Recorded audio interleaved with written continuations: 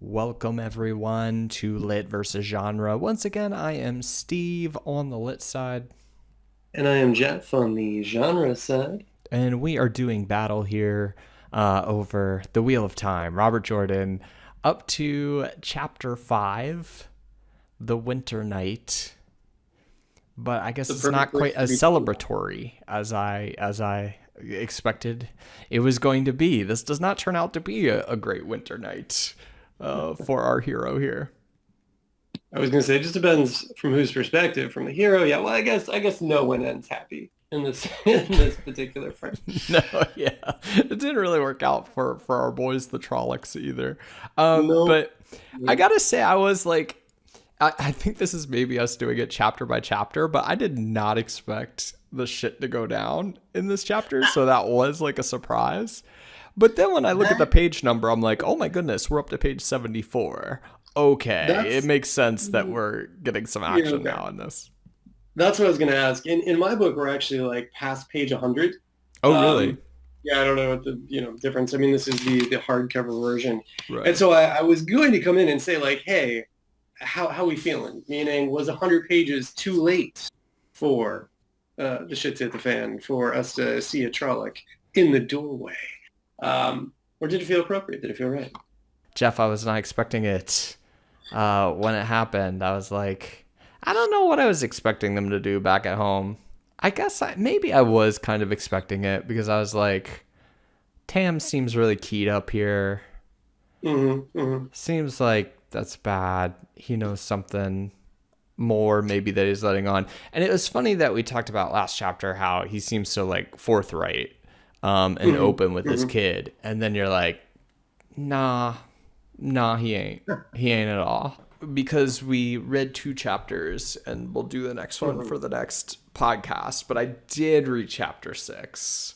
So Right. I am fully aware that Tam was hiding massive things. But I suspected it before I hit all that in chapter 6. And we'll see why. I mean, I think there's some things particularly concerning Mr. Sword who shows up. And I'm going to call him Mr. Sword because come on, he's a character. Mr. Why Sword. not? I say we Definitely do it. definitely going to be a character, I have a feeling, in the novel. So that was Well, kind of a little bit of a giveaway. even gets a symbol as for the next chapter. So Oh, I did how not appropriate. look at the symbol on chapter 6. Wait, what? Named him Is it a Mr. heron? Stone. A heron Yeah. or whatever? Oh yeah. Well, we'll just have to wait and see for the next part. All right. All I, right. I was going to say for this symbol, we do just get the tree. It's a dead tree, which makes sense for, winter night, right? It being winter, I should just say. But it Mm. doesn't have that quite maybe celebratory feel you might have expected Mm. from winter night.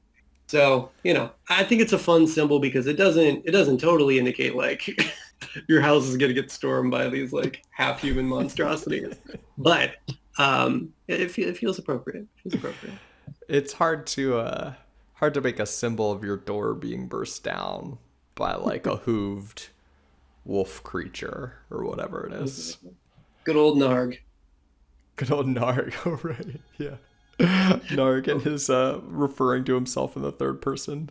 I love that. Okay, we'll Always. get to that in a second. But let's Well, we, see. we will. We will. That's just a gem. We're obviously gonna have to talk about that. But All first right. things first. We Let's get home. we get home. What do I have highlighted here?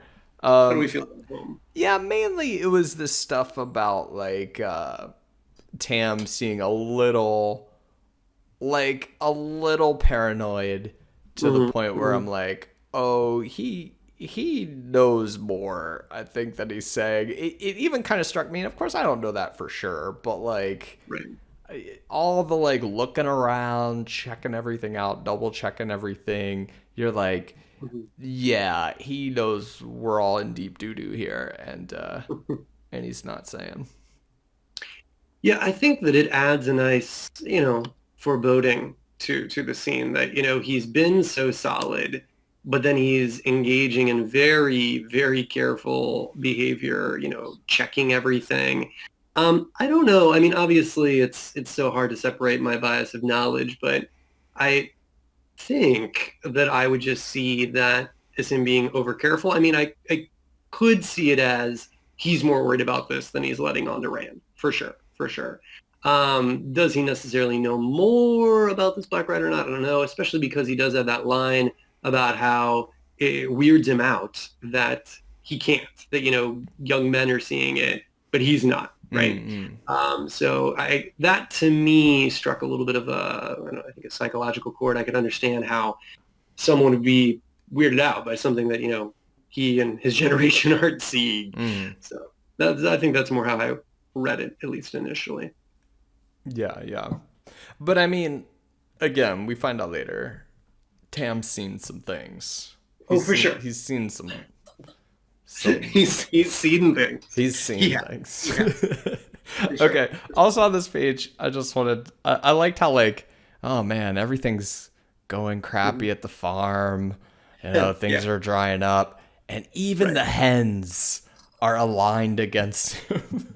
I love that line so much. I was so happy to see it highlighted on your page. It's just that extra little bit of, farm life and just an extra fun little viewpoint, a way you would, if you're living in it, think of something, And I feel like it's that added little character that makes this work. Because I mean, if we're just getting a lot of info about a farm, how much of that does someone really want to read, right? But I feel like this splits the different nicely of giving us enough information that I believe Robert Jordan knows what he's talking about being on a farm. Even if I don't, I feel like I'm living briefly in the shoes of a farmer kid. And then just this added little bit of, it's not direct character viewpoint. It's not like in thoughts, right? But it's there. It's a tone from someone who's living this life. But you're absolutely right. It's threaded with this like foreboding of, wait a second, like we're still not getting milk, we're not getting eggs, and just, continuing to further what we've heard before about that things are going to crap. Yeah, I thought it was almost getting comical at that point. Like flirting a little bit with over the top right there. We have to be, even the hens are hiding the eggs. But I did like it. It's a nice sentence. I highlighted Darkling. I don't know. I'm fantasy paranoid now, so I highlighted Darkling, but it probably is just a word Robert Jordan liked. The Darkling guy, yeah. Yeah, that's a good one. It's a good one to wonder. Like, does that mean something? But I was just going to say that I would agree. I think if he had gone further with the descriptions of what you're doing at home, it would have gone too much. I think part of what lets it carry as far as it does is that it talks about how things are bad, right? And so that reinforces things we've heard before. So it makes sense for the narrative. But yeah, if it had continued going on. But in terms of the Darkling Sky, it's a fun little one you mark there. He does just incorporate different phrases, which I again think create this sense of other world. I don't know about you, but when I read a story from like if I'm reading Harry Potter, right? Or anything written by someone who's, British, they have certain turns of phrases that they use, and it feels slightly otherworldly, and I enjoy that. They're so magical, the Brits. Exactly. They're like, that's mental, and I'm like, ooh, mental. Wait, I don't even know. Is Jordan British? No. Oh, okay, I was just saying, I think Jordan's creating some of that by using slightly different phrasings on things that aren't necessarily a specific creature, we'll say, or group in the fantasy world, but just a slightly different phrasing of something normal, like Darkling Sky. And maybe in certain cases, it's actually a commonly used phrase, like we saw before for, what was it, good wife and good husband, right? Yeah. And we looked it up, and it was like Irish or something. So I think he's just doing a little bit of that throughout, which creates this, separation, this other world, which is fun to me as a reader. Yeah, it'd be interesting to talk about his writing here, because I felt like when the action really hits, there were a few points where I thought the sentences slipped like a little bit. Like I thought there was a little bit of clunkiness happening, but we'll run it, pal. I'll run it by you. I have a feeling you might disagree with me, but I was like, things got a little funky here. Well, I'll be interested to hear what you guys say about that, because I don't know if I could go as far as to say he's known, but I think Robert Jordan does have a specific, well, I can't say this for all things, but in certain chunks of, we'll say, action or combat, Robert Jordan does use a style that not everyone does use. But anyway, we'll get there. That's interesting. I'm interested to hear Yeah. more about that. We're Just only seeing a little bit of it here, but no, I'll be interested if that's the part or if it's just something completely different. okay, cool, yeah. Just a little bit more of Tam being paranoid, Yeah. because they never lock the doors, blah blah blah. So something's gonna Yeah, happen. right. You do get that small town. I think maybe it's, I don't know, almost become a trope. Like, nobody likes anything. Everyone knows each other's names, but like that is how it is. Like, I mean, I lived for 3+ years in a town of 2,000 people, and yeah, you don't lock your doors. Everybody knows everybody, and that was just a few years ago. I did that, so it's still that way. So I think we're getting also that feel of small town living, but this indication that things are normal. The Trollocs were never gonna attack that town, Jeff. It was never gonna happen. I'm sorry to say. All right. Really sorry to say. Here Yeah, comes. you've been there. You've been I know I've been there, and I was like, man, this town could use some Trolloc attacks. Is what I was thinking the whole time I was there. Okay, here's the sword, and so here's my first kind of hint. Mhm. This sword is a big deal, and I think it's gonna be like a big deal.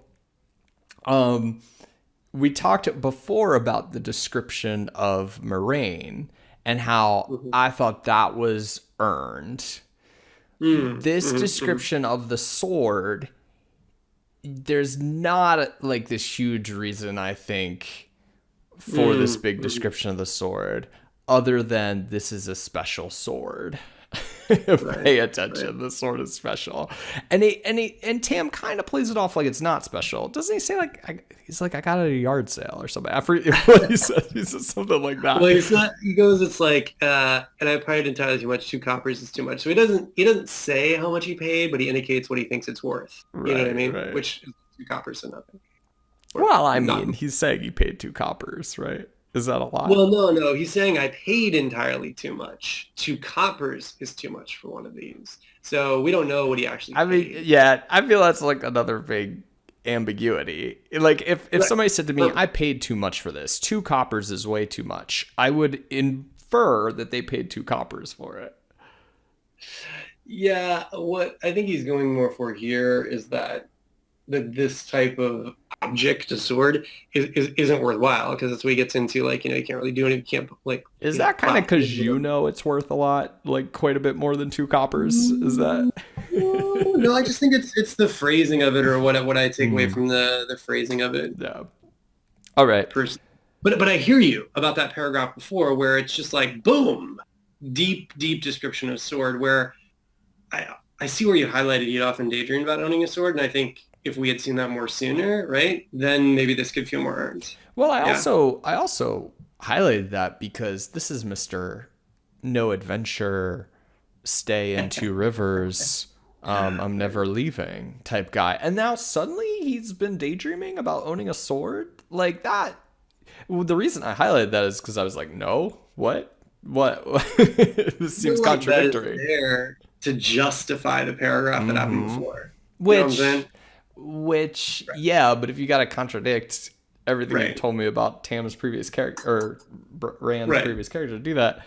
So there's another place too that I highlighted where he's like, I've always dreamed of adventure, or I always want to, like, he straight up says, like, I want to go on an adventure. And I was like, bro, no, you don't. You just told me you don't want to do that. Or I don't know. We'll get to it. Yeah, it's interesting because he talks about daydreaming or liking stories like that, but separating them from reality, right? So he's definitely walking this line, right? Especially with Egwene saying she wants to take an adventure, and then so he's going counter to that, right? So then that puts him seemingly in the camp of like, let's just stay here.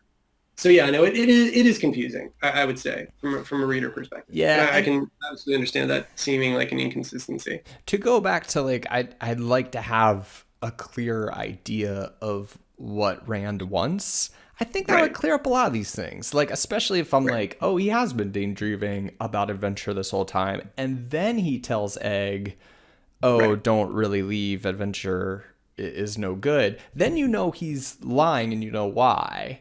And you just have like, I just think it gives you like just kind of a richer experience to know, to have that character very clear on the Yeah, I page. don't know how much it adds to the narrative not to know, right? Because it instead just feels, I mean, I guess we can lean on the he's young and he doesn't know, but again, how interesting is that comparatively, right? Right. That's what I'm So saying. I hear you, I hear you. And yeah, I mean, I do feel like this line is solely there to justify the paragraph, right? Mm. And I'm not saying that's the best tool, right? That's probably the weakest choice. Like if I was just I'm imagining myself in writing group, not reading Rabbit Trail, not my favorite series of all time. And just if someone did this, I'd be like, okay, I see why you did it, right, to justify. But wouldn't it have been so much better if you had set this up beforehand? And then when we hit this description of the sword, it'd be so earned. We would understand Rand's excitement for it About it, because we yeah. know that he's daydreamed about these things. Right, right. Just like we can understand him noticing that there's not as much milk because we've heard things are bad, right? Same sort of idea. So yeah, no, I hear you. I do. Really. All right. Anyway, we'll get more about the sword and more about More about Mr. his love affair with this sword. I like that you brought up Mr. Sword, and now I'm the one that's like championing the Mr. Sword. Mr. Sword is what it is for real now. It does have a name, right? I think I even saw like on the little promotional stuff for the television show that I've actually seen. Yeah. I saw somebody I think even put side by side like book description. I don't know if it was that description exactly, but next to like the picture of the sword that they're using to like make sure they had gotten all those herons on there, you know. I mean, that's important. It's got a lot of herons too, right? It's got like 3 or something. It does have a lot of herons, right? And but yeah, no, that's a pretty cool video where it's the sword and they're like zooming out of it because it's like on the forest floor. Yeah, I mean, I like the way they're doing teases for the movie where they're taking a section of text and then showing you something because it shows that they're honoring it. Oh, they've done a few of those. Yeah, they got like 1 or 2. I mean, again, we got to start dropping links in the comments to those videos. Oh, we should actually put the link to that. I was gonna say, obviously, we could have a whole separate conversation about what is it to create a good interpretation, but we can save that for maybe when the show releases. Maybe we do another series when the show releases. Yeah, but yeah, no, Mr. Sword definitely a fan. Okay, let's talk about action. So here it goes. There's like wait, what happens too is there's like almost a knocking at the door. I guess they're trying to knock it down before big thump. He comes through and I didn't highlight it, but maybe I should have highlighted the description of this thing. Curled ram's horn on the head. So it's got ram's horns. Some of them have hooves, some of them do not. Am I correct about that? He talks later about some are wearing boots and then some had hooves. Oh, okay. So maybe they all have hooves. But you couldn't wear boots with hooves. That wouldn't. How would they stay on? I think he's staying it more as a contrast. Yeah. Okay. So some got feet of some sort. Some have hooves. This one has a hairy muzzle where his mouth and nose are supposed to be is what we get. And we get some more descriptions of the other ones later. But Tam just straight up murders that one right away.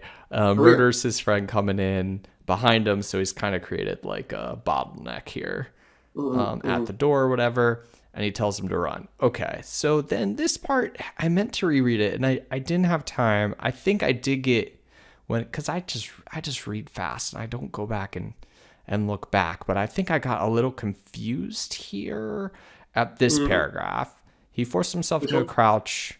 Oh, no, before that. So he's at the window. Right? And then he hears breaking in. The iron lock that was never locked is locked. So he's like, okay, I can't get out the door because there's an iron lock, I guess. And so then he's like, okay, I'll go out the window. He goes to the window and the back door creaked as someone outside tried to push it open. So then they're coming in through the other side. So it's kind of like this French farce type thing that happens where they like burst in through the back door and he goes out the window at the exact same time. And then he turns around and looks back in. Yeah, basically. Yeah, that makes sense. Shouts to his dad. Hey, they're coming from you from both sides, Dad. You're screwed.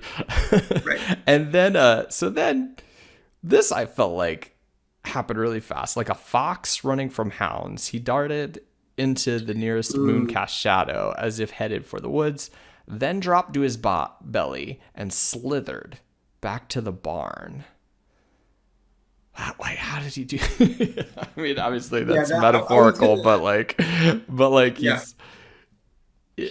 So that actually wasn't the exact section that I thought you might ask about, but it is something that I did wonder too when I was reading it this, however many times I've read this book. And I was like, that's quick, Yeah. right? That it feels like everything else is so by the moment. That's you know what I true. mean? Like it did feel like instead of things happening fast, it felt like that thing bursting in is slowed down, which I like. Yeah. Like I like that he Right. puts the brakes on there, puts a lot of description in, so that you can kind of see it in slow motion. You would think that Zack Snyder would film it in or something like slow-mo bursting in. And then this thing, I guess it's just kind of the logistics are kind of funny here because he's escaping. He wants to leave the house, but he doesn't want to leave his dad behind. So he's kind of turning around and coming back. And there's like a bit of this, then his dad leaping out and running away, but running in the opposite direction. And then he like doubles back again. So there's like kind of a lot of logistics of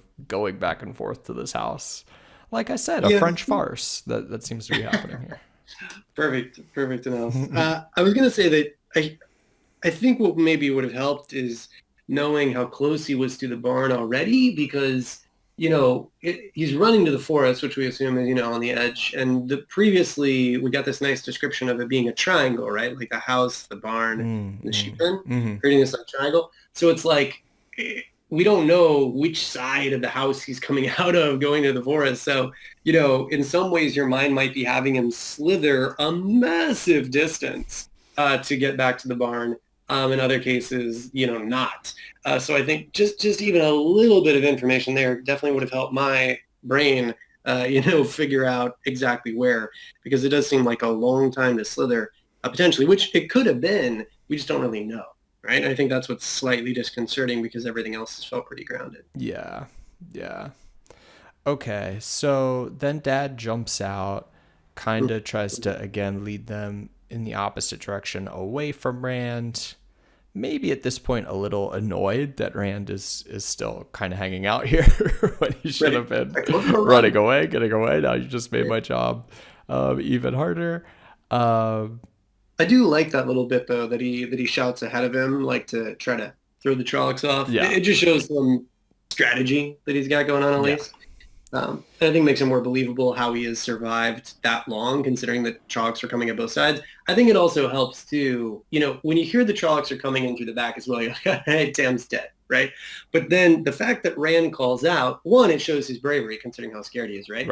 But then two, I think it helps make sense how Tam could escape, because assumingly we sort of assume the Trollocs are coming through the back are now chasing after Rand, who he has again juked by slithering to the barn. So I think, that series, though it's a lot, is important because it shows bravery. It makes it more understandable how Tam survives. We see further, indications of how Tam is wily with tactics. So stuff like that, I think, all adds to create a believable scene.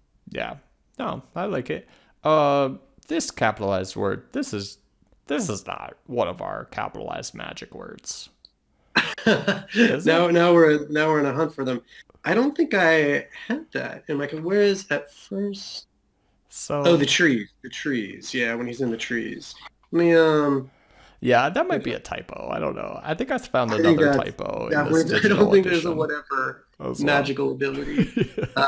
The whatever creatures. That must just. This isn't traveling we're talking about. Yeah, they helped him hide from whatever. Yeah, that's just totally a typo. Oh, God, yeah. See, I'm paranoid now, though. I'm paranoid. I told you last video. Fantasy paranoid, as we talked about. Not just a story after tonight. So this is a theme. This is going to keep getting hit over and over again, that like all the stories have come to life and everything's now no longer a story. All this stuff is real. Another thing that I sort of did not, get how Tam did this, but he somehow led them in the wrong direction, and Tam was able to double back.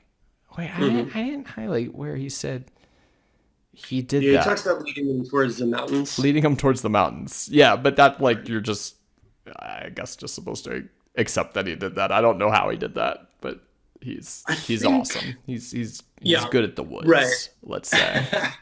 I think that's what I'm getting at a little bit, where we do see slight tactics of him, shouting ahead, or, being able to kill two Trollocs and jumping out. And we're like, Tam seems more on, and also even the double checking things from beforehand, right? So it's like these are all adding up. I agree that the fact that he leads him away and gets back to Rand so quickly, that can seem kind of fast. But I think the justification beyond those other things are the commentary about Trollocs being kind of dumb.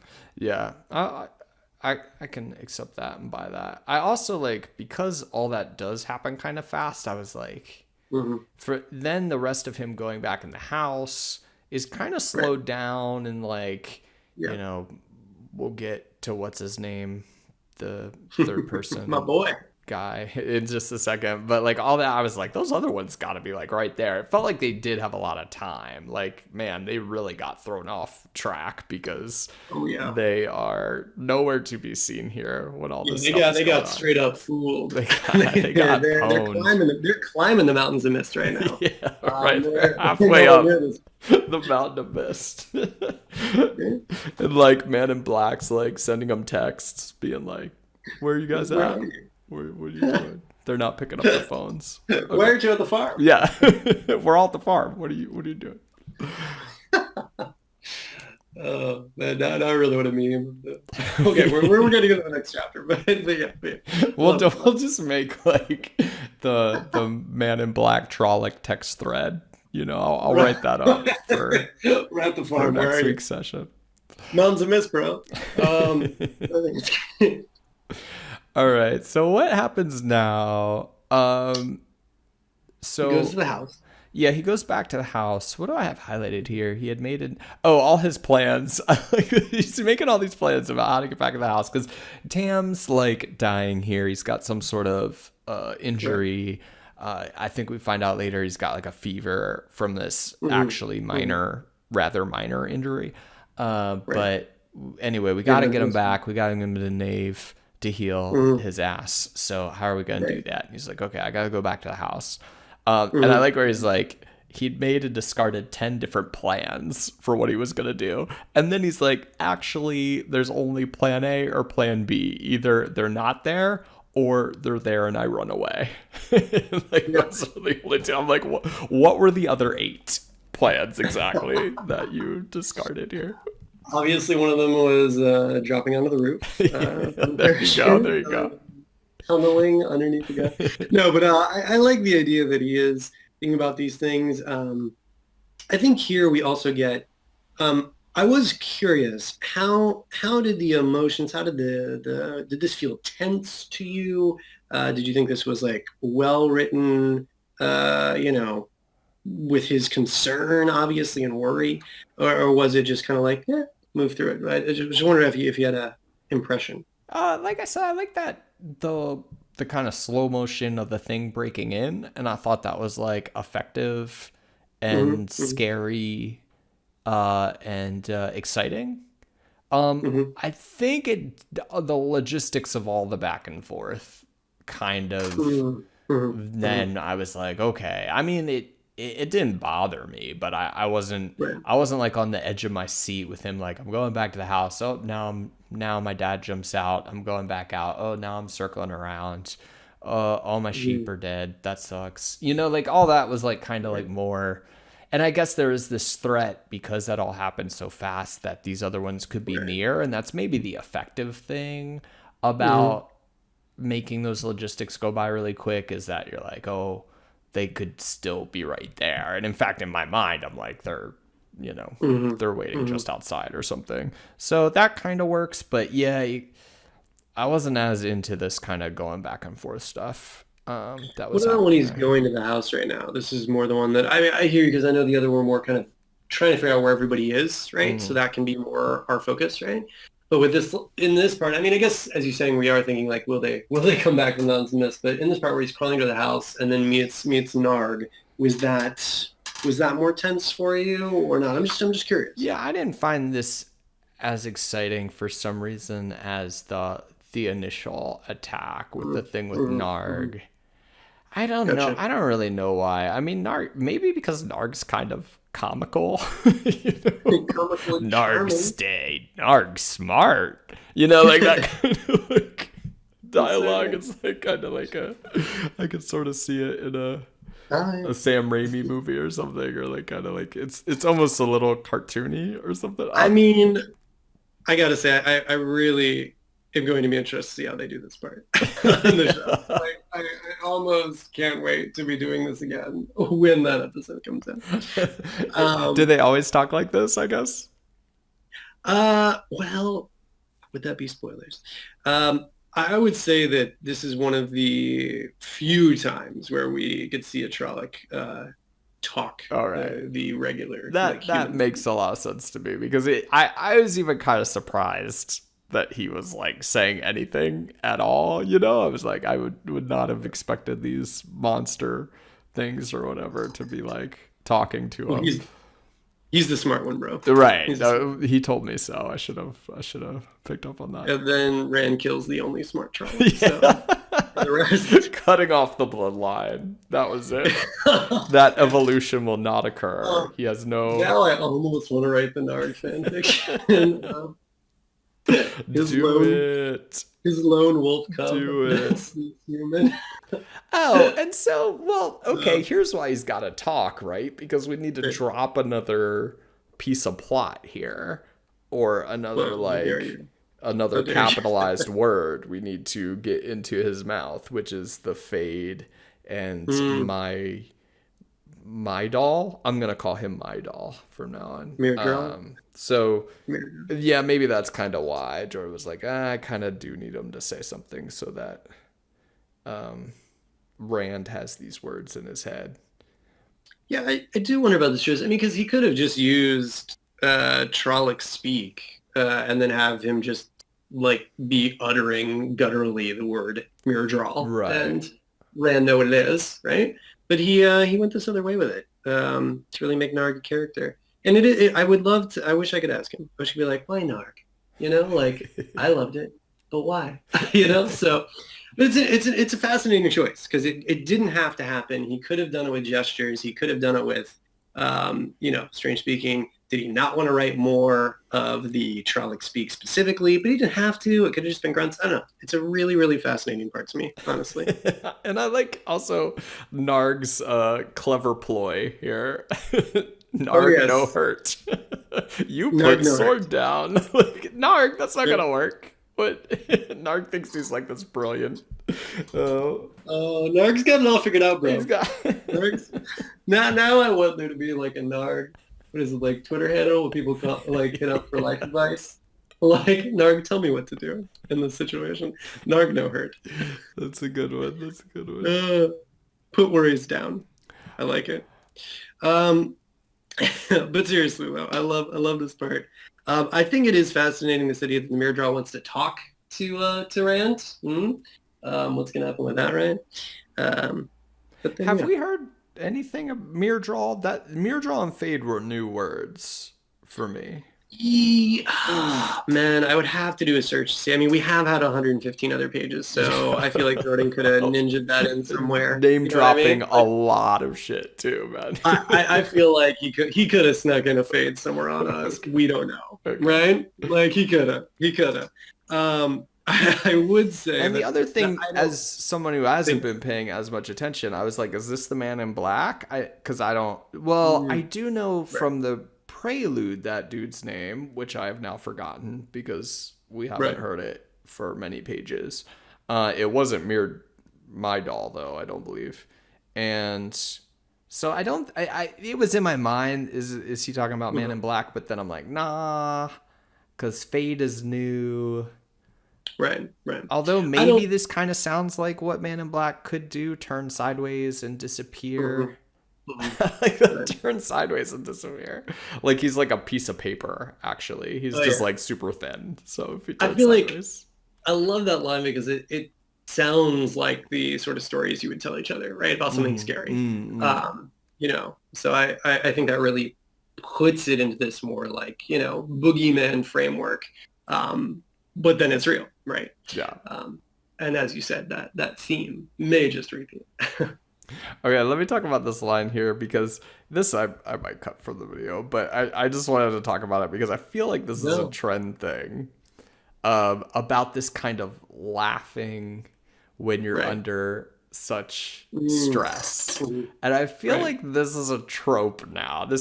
I should just go on whatever the trope website and look it up because there's got to be an entry for it at this point Oh, I'm sure. that this like I'm sure. happens so often. Then I was trying to think like where did that what is the first of that I've seen or read? And I'm like, the Oh, only one that really jumps out to me, I think, is like the end of Die Hard when they all start laughing, like right at the oh, end. that movie, so good. What's But another yeah, thing no, I where mean, they I all think start that, laughing? I feel like that it's a trope because it's real to a degree, right? That like, Is it? Have you I ever mean, well, I think laughed because that's what under we're a gonna moment? that's what we're gonna get to, right? Right, Where things are like so bad you start laughing, right? Things are so crazy. right. It's that gallows humor, right? So I think gallows humor is real. But of course, how much do we know from our lives? One of the reasons I asked about the like if you felt like it being tense and stuff is because I didn't know this. Maybe I knew this prior, but I rediscovered or either learned for the first time that Robert Jordan did serve in Vietnam. And Mm, so he has some stories that he talks about, like people he's killed and everything. yeah, So I do wonder, how much I think those experiences that he's had gives him a unique lens to write these things. And I don't know, because of that experience, I have more of a likelihood to, believe his choice here, right? sure. And then I think some people write in that way, and then for those of us that haven't had that experience, we're like, oh, so that's real, and then we use it, but maybe not in a way that's as appropriate or not. Yeah, And and I'm then not the saying this is the copy of a perfect use copy of of it. a copy doesn't kind of come Exactly, out as exactly. And I'm well. not saying that this is the perfect use of it, right? But like, I do feel that he's got a little bit more legitimacy because of his background. Okay, I will defer to his service. I thank you for your service, Robert Jordan. All right. So, okay, so then we get to this bit where I also had a little trouble following, which is what Mm. exactly he was doing with this cart that he Ah, goes and gets. yeah, yeah. You do wonder, like, what parts of the cart is he really getting? Right. And he like Yeah, it makes sense later. And I think then yeah. again later when I see what he does with it, I know more what he was doing Hmm. in this Hmm. part, but I gotta say, in this part, I was like, I don't is because he talks about the spokes being broken, but I'm like, does that mean the wheels are completely gone? Is he still Right. taking it with the wheels kind of on it? Is it rolling? But then I was like, Hmm. Hmm. no, it doesn't seem like that's happening either. And so like, and it turns out it's absolutely not. But this was a part where I was like, I I just went with it because I was like, I'm not really sure what's happening. Yeah, I mean, we get the shaft, right? Which kind of makes sense to me. Like I think I've seen enough medieval movies or read medieval books that I can imagine a cart or a wagon. It's got like this, tongue, this like one piece that would hitch. But I guess really it would be, there's also ones that have two sides Right. that go to the, And horse, there's right? And so got the to be question two on, sides on this one, right? Because he cuts one to match the other, or am I wrong about right, that? exactly. But I think that's what's a little confusing because when I first read it, when I read the undamaged shaft stood straight out, Uh huh. I imagine there being a single shaft, and then the shaft would have like, it's normally used for what, two horse teams, right? Where the shaft then has a wooden like hump part that goes over two animals, as opposed to a twin shaft that goes parallel to the horse in the middle, right? So I do think that was confusing for me as well, that it wasn't as if there were two spokes coming out of the wagon and he hacked off both sides that run parallel and he took those away, right? But yeah, I just sort of rolled with it as well, and instead marveled that the sword stayed sharp, and I enjoyed the detail that he carried them awkwardly, because I've carried awkward like along when you carry skis or something, you know what I mean? Right, right. Like two things that are over long, and you're trying to not let them drag because I have OCD. Um, like so, no, I really felt that moment. So yeah, I lived more in that moment than in the one prior, much like it sounds like you did. Yeah, so when the shaft fell free, yeah, and then you're like, okay, great, amazing magic sword. Mr. Sword Right. is super powerful and a major character. Uh but As a then chick. I was like, okay, he got that shaft free, and then Mhm. he gathers everything up, which is an awkward burden. Right. Not a heavy one, but hard to balance and manage. The cart shafts shifting and twisting Yeah. in his arm. And yeah, I guess I just didn't like, I was like, it does say he hacked it free, but I was like, is he Mhm. still taking the rest of the cart? And like, now I see he's just basically just got two poles in his Right. hand and he's Exactly. just running. But it's just like, I think maybe it being mixed up, like, we got to talk about this sword too, like how amazing it is, Mhm. like, distracts you from like what's happening. And I just wasn't completely clear on it. But what he makes out of Yeah. it, then you're like, okay, I get what happened. Yeah, I feel like the other way they could have gone, to me, it's here to justify why he's able to cut this wooden thing with a sword, right? And I feel like it's set up because we've seen him cut wood, so we know he can cut things with, weapons. Um, but then he's like, well, it's weird. It's working even better. But it does feel like this is something he could reflect on later. But Mm. then later, as we see in the next chapter, he's dragging Tim, so there really isn't like an opportunity. So yeah, I hear you about that. If I was thinking about writing, it's like where would I place this? And I feel like it's almost here to explain why it's working. But in terms of the shaft, like now I am totally searching because we've got the undamaged shaft stood straight out, and that's what he cuts, right?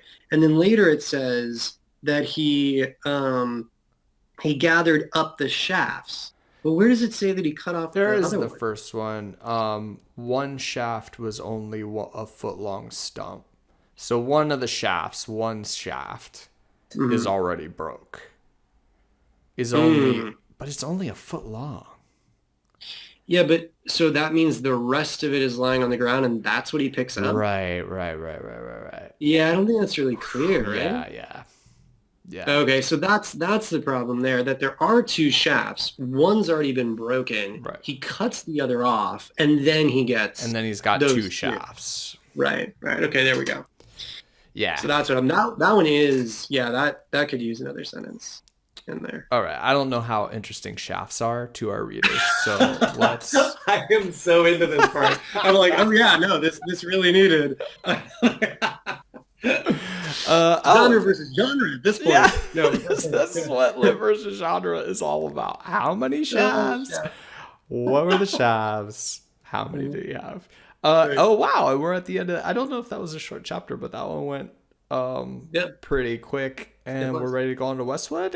Do you have any other thoughts about this one, Well, I Jake? was just gonna say I really appreciate this highlight at the end, right? Because we see plenty of stories where we know what the character wants right off the bat, right? Like I've got this big dream. I'm gonna be a star, for instance.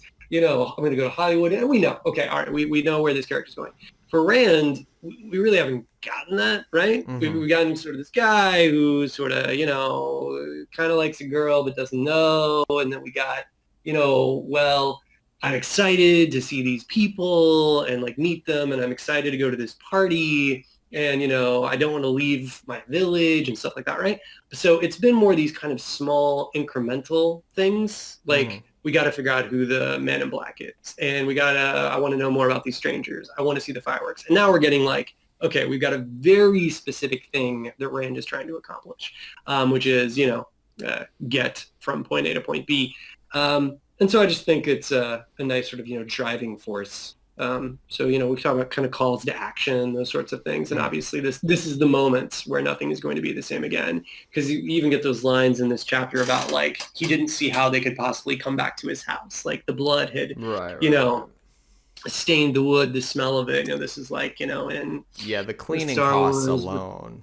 You just Right, gotta. exactly. Exactly.